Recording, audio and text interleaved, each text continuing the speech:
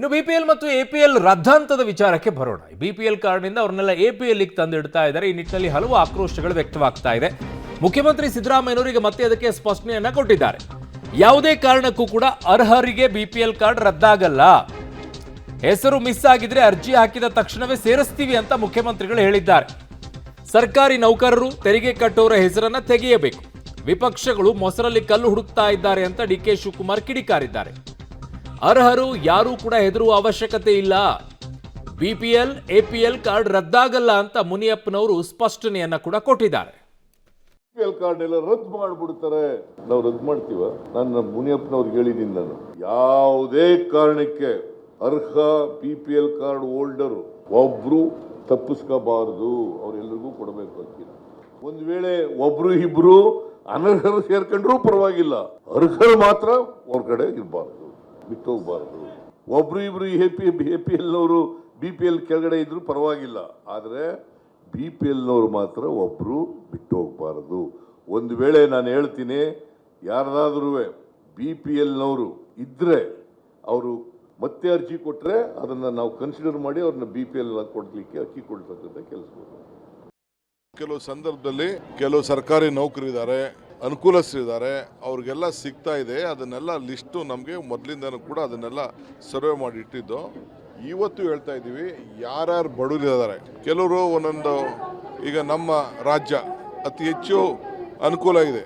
ಕೆಲವು ಕಡೆ ಎಲ್ಲ 5 ಎಕರೆ 10 ಎಕರೆ 20 ಎಕರೆ ಎಲ್ಲ ಇಟ್ಕೊಂಡಿದೆ, 20 ಎಕರೆ 25 ಎಕರೆ ಎಲ್ಲ ಇದೆ. ಬಡವರು ಯಾರು ಅನ್ನೋದು ಒಂದು ಲಿಮಿಟೇಷನ್ನು ಸೆಂಟ್ರಲ್ ಗೌರ್ಮೆಂಟ್ ಅವರೇ ಮಾಡಿದ್ದಾರೆ. ಆ ಪ್ರಕಾರ ಇದನ್ನು ಎಕ್ಸಾಮಿನ್ ಮಾಡ್ತಾ ಇದ್ದಾರೆ. ಕೆಲವರು GST ಕಟ್ತಾ ಇದ್ದಾರೆ, ಕೆಲವರು ಇನ್ಕಮ್ ಟ್ಯಾಕ್ಸ್ ಕಟ್ತಾ ಇದ್ದಾರೆ. ಅಂಥವ್ರನ್ನೆಲ್ಲ ಒಂದು ಲಿಸ್ಟ್ ಮಾಡಿದ್ದಾರೆ. ಅಕಸ್ಮಾತ್ ಯಾರು ಬಡವರಿತ್ತು ಅಂದರೆ ಅದನ್ನೆಲ್ಲ ವಾಪಸ್ಸು ರೆಕ್ಟಿಫೈ ಮಾಡಬೇಕು ಅಂತೇಳಿ, ವಾಪಸ್ಸು ತೆಗೆದಾಕಿದ್ರು ವಾಪಸ್ ಇನ್ನೊಂದು ಸತಿ ಅಪ್ಲಿಕೇಶನ್ ತೊಗೊಂಡು ಅವ್ರಿಗೆ ಕೊಡಬೇಕು ಅಂತೇಳಿ ಸರ್ಕಾರ ತೀರ್ಮಾನ ಮಾಡಿದೆ. ಎಪಿಎಲ್ ಕಾರ್ಡು ರದ್ದಾಗಲ್ಲ. ಯಾರು ಬಿಪಿಎಲ್ ಅಲ್ಲಿ ಇದ್ದಾರೆ ಅವರೆಲ್ಲ ಇರ್ತಾರೆ. ಯಾರು ಬಿಪಿಎಲ್ಗೆ ಅರ್ಹರಲ್ವೋ ಅವರು ಎಪಿಎಲ್ ಅಲ್ಲಿ ಇರ್ತಾರೆ.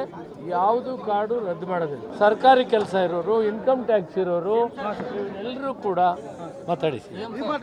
ಅವರೆಲ್ಲರೂ ಕೂಡ ಇವತ್ತು ಎಪಿಎಲ್ ಒಳಗಡೆ ಬರ್ತಾರೆ. ಅವನ್ನು ಕೂಡ ನಾವು ಎಪಿಎಲ್ ಕಾರ್ಡ್ ಅಲ್ಲಿ ಇಟ್ಟಿದ್ದೇವೆ. ಯಾವ ತರವಾದ ತೊಂದರೆ ಆಗೋದಿಲ್ಲ.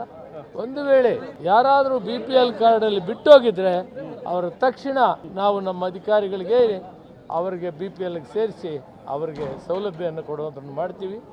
ಭಯಪಡಬೇಕಾಗಿಲ್ಲ. ಎಲ್ಲರಿಗೂ ಬಿಪಿಎಲ್ ಕಾರ್ಡಲ್ಲಿ ಎಲ್ಲರಿಗೂ ಕೂಡ ಸಹಾಯ ಆಗುತ್ತೆ. ಎಪಿಎಲ್ ಅವ್ರಿಗೆ ಸಿಕ್ಕೋ ಸೌಲಭ್ಯಗಳು ಅವ್ರಿಗೂ ಸಿಗ್ತದೆ.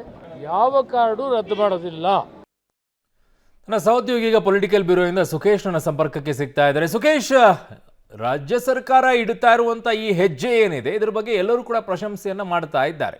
ಒಳ್ಳೆಯದಿದು. ಬಿಪಿಎಲ್ ಕಾರ್ಡ್ಗಳನ್ನು ಎಷ್ಟಿದೆ ಅಷ್ಟು ಫಿಲ್ಟರ್ ಮಾಡೋದು, ಪರಿಷ್ಕರಣೆ ಮಾಡೋದು ಒಳ್ಳೆಯದು ಅಂತಿದ್ರು. ಬಟ್ ಇಡ್ತಾ ಇರುವಂಥ ಹೆಜ್ಜೆ ಹೇಗೆ ಇಡ್ತಾ ಇದ್ದಾರೆ ಅನ್ನೋದು ಈಗ ಚರ್ಚೆಗೆಡೆ ಮಾಡಿಕೊಡ್ತಾ ಇದೆಯಾ ಅಂತ.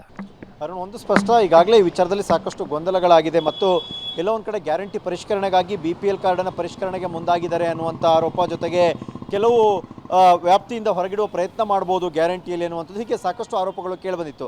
ಎಲ್ಲೊಂದು ಕಡೆ ರಾಜ್ಯ ಸರ್ಕಾರ ಅದನ್ನು ಒಳ್ಳೆಯ ಉದ್ದೇಶಕ್ಕೆ ಮಾಡೋಕ್ಕೆ ಮುಂದಾಗಿದ್ರು ಕೂಡ ಅದ್ರ ಬಗ್ಗೆ ಒಂದು ಸ್ಪಷ್ಟನೆಯನ್ನು ಕೊಟ್ಕೊಂಡಿದ್ರೆ ಅಥವಾ ಈ ರೀತಿ ಮಾಡ್ತೀವಿ ಅನ್ನೋದ್ರ ಬದಲಿಗೆ ತರಾತುರಿಯಲ್ಲಿ ಅಥವಾ ತೆರೆಮರೆಯಲ್ಲಿ ಅನ್ನೋ ರೀತಿಯಲ್ಲಿ ಮಾಡೋಕೊಟ್ಟು ಒಂದು ರೀತಿ ವಿವಾದವನ್ನು ಮೈಮೇಲೆ ಹೇಳ್ಕೊಳ್ತಾ ಅನ್ನುವಂಥದ್ದು ಕೂಡ.